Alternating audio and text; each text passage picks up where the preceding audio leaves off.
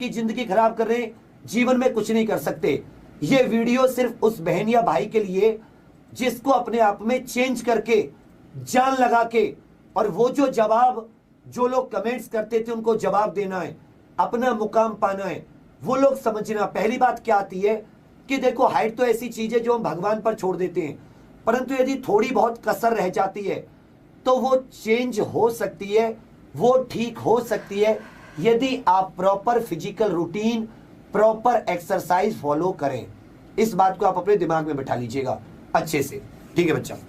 फिर आपने ये इसके दिल्ली पुलिस के फॉर्म्स आए, फिर आपने इसकी तैयारी कैसे स्टार्ट की? आपने मतलब फिजिकल का भी, पहले तो फिजिकल था, इसका फिजिकल की तैयारी भी करनी पड़ती होगी, तो अपने रूटीन को कैसे मैनेज किया आपने? क्योंकि बहुत सारी ऐसी बच्चियां होती हैं जिनको घर पे काम करना होता है, फिर या उनका भी फिजिकल है किसी ना किसी चीज का, तो वो अक्सर ये सवाल करती है कि भैया इसको कैसे मैनेज करें।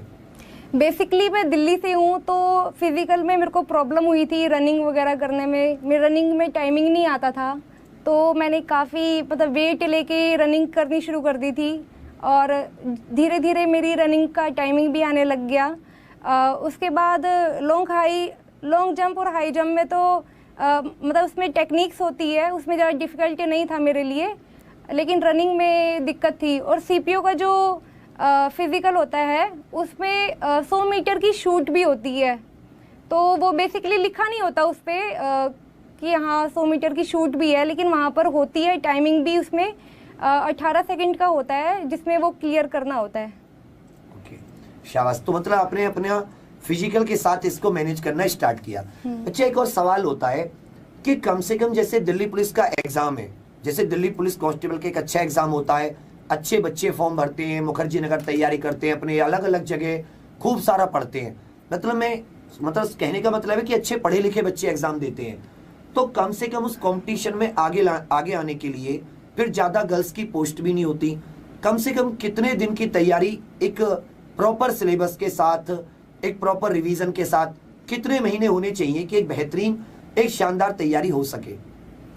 फिजिकल की तैयारी के साथ जरूरी है कि पढ़ाई भी की जाए, रिटर्न भी जरूरी है निकालना, तो दोनों को साथ में लेके स्किल्स को अगर बढ़ावा दिया जाए तो ही मतलब निकाला जा सकता है। सिर्फ फिजिकल करने से ये क्लियर एग्ज़ाम नहीं होता, रिटर्न भी ज़रूरी है, दोनों को साथ में लेके चलना पड़ता है। पढ़ाई करने के लिए तो बेसिकली मैं मुखर्जी नगर में शुरुआत में मैंने नोट्स वगैरह लिए थे, लेकिन उसमें इतना इंटरेस्ट नहीं आता था। फिर मैंने ऑनलाइन मैराथन क्लासेस सर की देखी, और फिर मेरा पढ़ने में थोड़ा इंटरेस्ट आया और पढ़ना शुरू किया, तो धीरे धीरे मेरे नोट्स भी क्लियर होते गए। उसके बाद धीरे धीरे सब कुछ जो भी था डाउट वगैरह क्लियर होने लगे, और मैंने और क्लासेस ली। ऑनलाइन क्लास में ये बेनिफिट होता है कि मतलब घर बैठ के आप पढ़ाई कर सकते हो, यहाँ पर मतलब टाइम वेस्टिंग नहीं होता, रिसोर्सेस वगैरह घर पे ही अवेलेबल हो जाते हैं, और टाइम सेविंग है बहुत ज़्यादा, जिसमें आपको एग्ज़ाम निकालने में दिक्कत नहीं होती और बहुत हेल्प मिलती है। हेल्पफुल है ये काफ़ी ऑनलाइन क्लासेस लेना, और नोट्स वगैरह तैयार करने भी ज़रूरी है। नोट्स वगैरह मैंने तैयार किए थे। और हाँ, ये एक बहुत अच्छी बात आपने कही, क्योंकि आप लोग कहते रहते हो ना पीडीएफ दे दो, पीडीएफ दे दो। पता नहीं पीडीएफ हो गया तिरुपति बालाजी का लड्डू हो गया, खाओगे तो सीधे स्वर्ग जाओगे। भाई कुछ नहीं होने वाला पीडीएफ वालों का। यार यदि आपको पीडीएफ करना है, एनसीईआरटी पढ़िए, इतनी सारी मार्केट में अलग अलग राइटर्स की बुक पढ़िए, क्यों पीडीएफ? यदि पीडीएफ में मैंने बताया कि भैया भारत के पहले राष्ट्रपति राजेंद्र प्रसाद जी थे, तो किताब में भारत के पहले राष्ट्रपति महात्मा गांधी नहीं होंगे, वो राजेंद्र प्रसाद ही होंगे। तो क्यों रोना? एक्चुअल में पढ़ने की जो बात आती है वो तो आती है कि आप कितना लिख रहे हो, उस चीज पर डिपेंड करता है सब कुछ।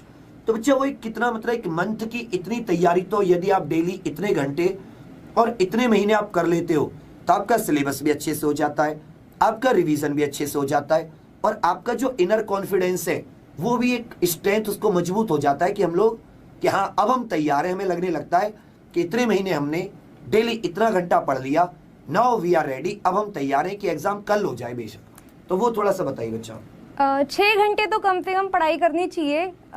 सुबह मोस्टली मॉर्निंग टाइम में 5 बजे ही उठ आती थी मैं, और रात को मतलब जब एग्ज़ाम टाइम आया तो मेरे को नींद आती नहीं थी, मैं 12 बजे तक ही पढ़ाई करती थी। बेसिकली पढ़ाई करने के लिए तो काफ़ी देर टाइम मैनेजमेंट करना ज़रूरी है। टाइम मैनेज करेंगे तभी ही एग्ज़ाम के लिए प्रिपेयर हो पाएंगे।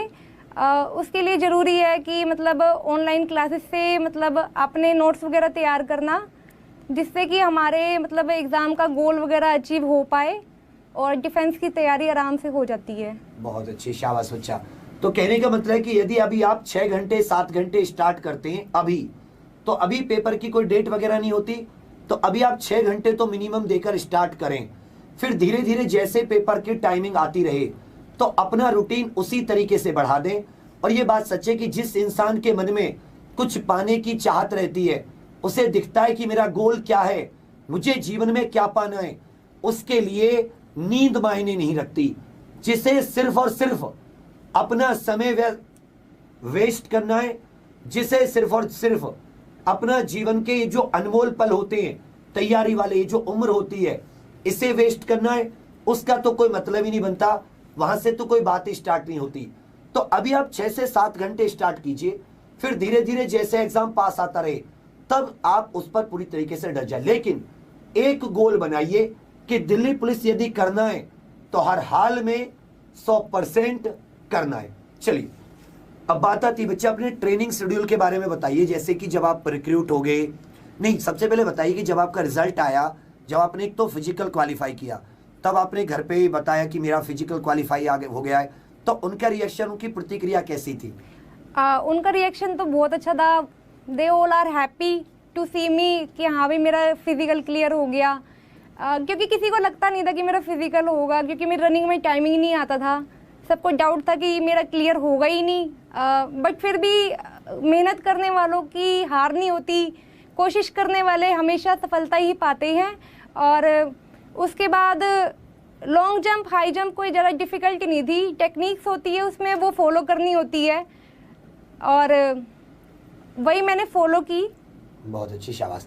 तो यहाँ से एक तो आपका फिजिकल क्लियर हुआ, सब लोग खुश थे, क्योंकि सबसे अच्छा इसमें एक और अचीवमेंट होता है कि जब दुनिया ये सोचती हो कि हम फिजिकल नहीं क्लियर कर सकते और हमारा मन कहता हो कि हम क्लियर कर लेंगे और हम क्लियर कर लेते हैं, तो उसमें भी एक अलग सी अनुभूति, मतलब वो तो मैंने खुद भी पर्सनल महसूस किया। बहुत मजा आता है कि हाँ फिजिकल क्लियर हो गया, जबकि पूरा गांव, पूरा इलाका, मतलब सब लोग घर के कहते हैं इसके बस की कुछ नहीं है, ये फिजिकल नहीं कर सकता है, नहीं कर सकती।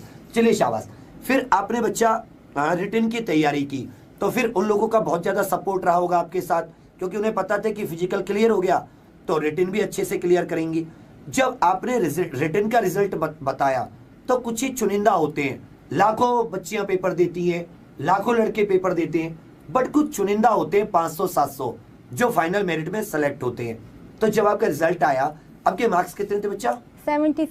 बहुत अच्छे। तो जब आपका रिजल्ट आया, आपने घर पे बताया, तब तो उनका क्या लगा कि अब तो मेरा फाइनल रिजल्ट आ गया, मैं दिल्ली पुलिस में सेलेक्ट हो गया, मुझे मेडिकल के लिए जाना है, तो मतलब तब उनको, मम्मी पापा को मतलब कैसा लगा था? वो इनको थोड़ा सा ये जाने की वो जो खुशी होती है ना बेटी की सिलेक्ट होने की, बच्चे की सिलेक्ट होने की सरकारी नौकरी में, वो माँ बाप को किस तरह का रिएक्शन होता है, वो मैं आप लोगों तक पहुंचाना चाह रहा हूँ।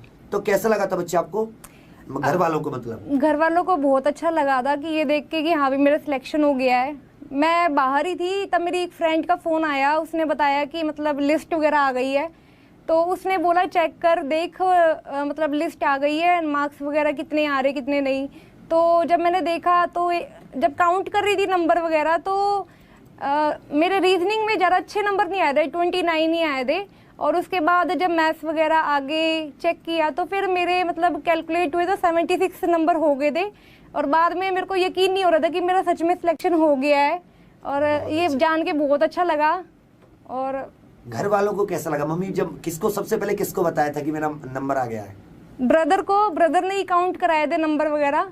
तो मैं तो इमोशनल हो गई थी कि हाँ भी मेरा निकलेगा नहीं निकलेगा, मेरे को चांस ही नहीं लग रहा था कि मेरा होगा।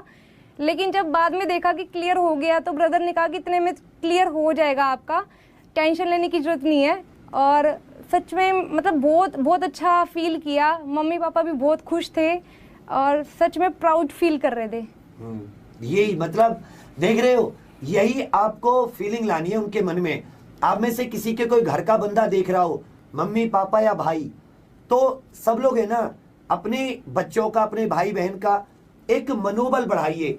जरूरी नहीं है कि वो सब पैदाइशी नहीं होते कि सारे के सारे उसेन बोल्ट या सारे के सारे बिल्कुल न्यूटन बनकर पैदा हुए हो, बिल्कुल नहीं। यदि आप उनका मनोबल बढ़ाते हो ना, आप उनको हौसला देते हो, तो कभी कभी कहते हैं ना, डूबते को तिनके का सहारा। तो आशा बहुत बड़ी चीज होती है, जो मंदिर में मस्जिदों में ढूंढते हैं, जो भगवान को पूछते हैं, वो आशा ही होती है कि काश इनके सहारे ये हमारी सुन लेंगे और हमारे सामने जो चैलेंज है, ये मुसीबतें, प्रॉब्लम है, ये पार हो जाएगी। एक बार की बात है, एक बच्चा था, मतलब बहुत ज्यादा उसके मार्क्स अच्छे नहीं आते थे स्कूल में। तो एक बार उसकी स्कूल की जो टीचर है वो उसकी मम्मी को बुलाती है और उसकी मम्मी से कहती है कि भाई तुम्हारे बच्चे के तो मार्क्स नहीं आते और तुम्हारा बच्चा तो बहुत बेकार है, और बहुत सारा उन्हें सुनाती है। अब वो बच्चा कहता है, जो वो मम्मी के साथ वापस लौटता है, बच्चा तो बाहर खड़ा हो जाता है क्लास के, वो टीचर मम्मी को सुनाती रहती है, तो उनकी आंखों में आंसू से आ जाते हैं बच्चे के लिए ऐसा ऐसा सुन के। तो जब वो घर पे पहुंचता है, बच्चा थोड़ा, इतना बच्चा भी नहीं होता, बच्चा माँ के इमोशंस को समझता है। तो बच्चा पूछता है अपनी मम्मी से कि मम्मी टीचर ने क्या कहा। तो मम्मी कहते हैं कि टीचर ने कहा, बेटा तुम बहुत होशियार हो, तुम्हारे मार्क्स बहुत अच्छे आते हैं, यदि तुम और कोशिश करो तो तुम क्लास में टॉप कर सकते हो, तुम मतलब बहुत अच्छा कर सकते हो। और वही बच्चा बाद में थॉमस एल्वा एडिसन बना, ने जाने कितने सारे आविष्कार किए। सबसे बड़ा आविष्कार तो बल्ब, जिसकी रोशनी में बैठकर आप अंधेरे से लड़ते हो, पढ़ते हो।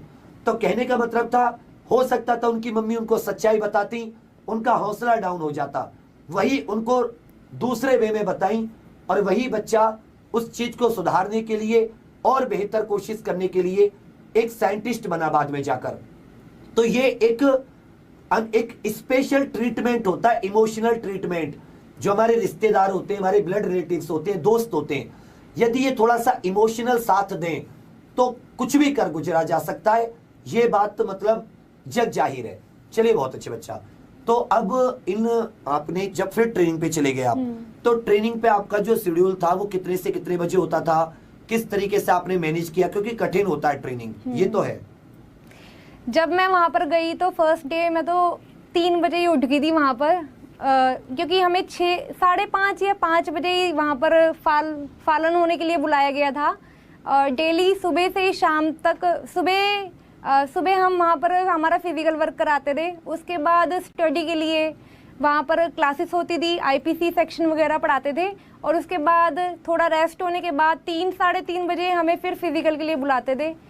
तो ऐसे धीरे धीरे हमारी वहाँ पर मतलब पीओपी वगैरह सब कुछ की तैयारी कराई गई और पढ़ाई भी कराई गई वहाँ पर। ओके, तो बच्चा एक वो एक्सपीरियंस शेयर कीजिए, वो जब मतलब एक तो होता है कि आप प्रॉपर फिजिकल कर रहे हो, आप एकेडमिक्स कर रहे हो, एक होता है कि आप जब वो गन वगैरह की तैयारी कराते हैं, जब मतलब आपको शूटिंग वगैरह करना सिखाते हैं, जब फर्स्ट टाइम आपके हाथ में गन आई होगी, तो मतलब आपने फर्स्ट टाइम वर्दी फुल पहनी होगी, किस तरीके का आपको लगा होगा कि मतलब गन से फिर आपने वो मतलब निशाना लगाने की कोशिश की, एम लेने की कोशिश की, तो मतलब क्या फीलिंग थी उस, मतलब कैसा लग रहा था आपको?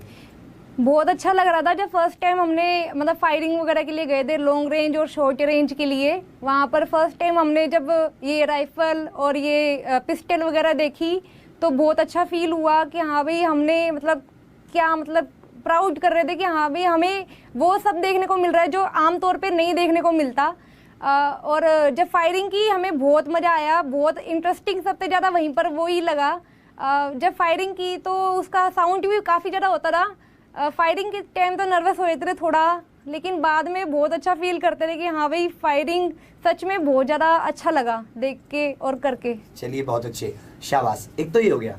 उसके बाद में जब आपकी पासिंग आउट परेड होती है तो घर वालों को बुलाया जाता है या आपके को फिर जो आए थे उनको कैसा लगा? उस समय तो हम लोग बिल्कुल तैयार हो जाते हैं समाज की सेवा करने के लिए।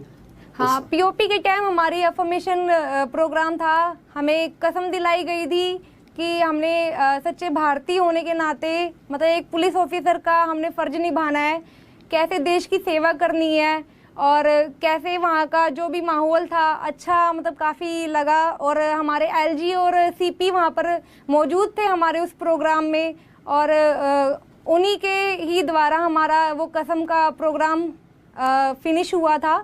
हमारे घर से मेरे ब्रदर और फादर गए थे वहाँ पर, उनको बहुत अच्छा फील हुआ। और जब पीओपी हो रही थी उस वक्त वहाँ का इतना अच्छा, मतलब देखने में इतना अच्छा प्रोग्राम लग रहा था, बहुत अच्छा फील कर रहे थे वो लोग, सब क्लैप करके मोटिवेशन दे रहे थे वहाँ पर। मतलब ये पीओपी फाइनल अंतिम पक्ष जो होता है कि जब आप फाइनल पासिंग आउट परेड होती है तो वहाँ पे कमिश्नर ऑफ पुलिस एलजी आते हैं जो लेफ्टिनेंट गवर्नर होते हैं दिल्ली के, तो ये शानदार था। आपकी पहली पोस्टिंग कहाँ पे हुई थी निकिता बच्चा? मेरी फर्स्ट पोस्टिंग यहाँ मेन सिक्योरिटी लाइन में हुई है, विजिटिंग पीपी सेल में, अभी मैं वहीं पर ही हूँ। मतलब ये वो वाली तो नहीं जो सिक्योरिटी जो वीवीआईपी लोग आते हैं जी उनकी जी, सिक्योरिटी से जो बाहर के विजिटर होते हैं जैसे सीएम हो गए, गवर्नर हो गए, इनके साथ लगती है। ओके ओके, बहुत अच्छे। तो फिर कोई अब इन बच्चों के लिए, अब जैसे दिल्ली पुलिस की वैकेंसी आने वाली है, तो ये बच्चे किस तरीके से, क्या सोचकर, मतलब किस एम के साथ अपनी शुरुआत करें? बहुत से बच्चों को तो बहुत ही ज्यादा जानना है ये बात कि किस तरह वो अपने आप को मोटिवेट रखकर बस उनके मन में ये रहे कि नहीं मुझे इस बार हर हाल में करके दिखाना है, इस बार कोई चूक मौजूद मतलब मंजूर नहीं है। बेसिकली कंटेंट अच्छा होना चाहिए, जो सर का काफ़ी अच्छा कंटेंट है। ऑनलाइन क्लासेस लेके टाइम सेविंग होता है, रिसोर्स भी सेविंग है। अपना टाइम बचा के जितना हो सके ज़्यादा अगर हम पढ़ेंगे तो उतना ही ज़्यादा मोटिवेशन भी मिलता है, उतना ज़्यादा हमें चैलेंज फेस करने की हिम्मत भी आ जाती है, और जिससे अपने आप में भरोसा हो जाता है कि हाँ हमारा एग्ज़ाम क्लियर हो सकता है। बहुत अच्छी, शाबाश। तो देखिए कंटेंट अच्छा पढ़िए। अभी 6 से देखिए 5 चीज नोट कीजिए जो भी बैठे हो पढ़ने के लिए दिल्ली पुलिस स्पेशल। कंटेंट अच्छा चुनिए, अपने नोट्स बनाइए, डेली 6 से 7 घंटे दीजिए।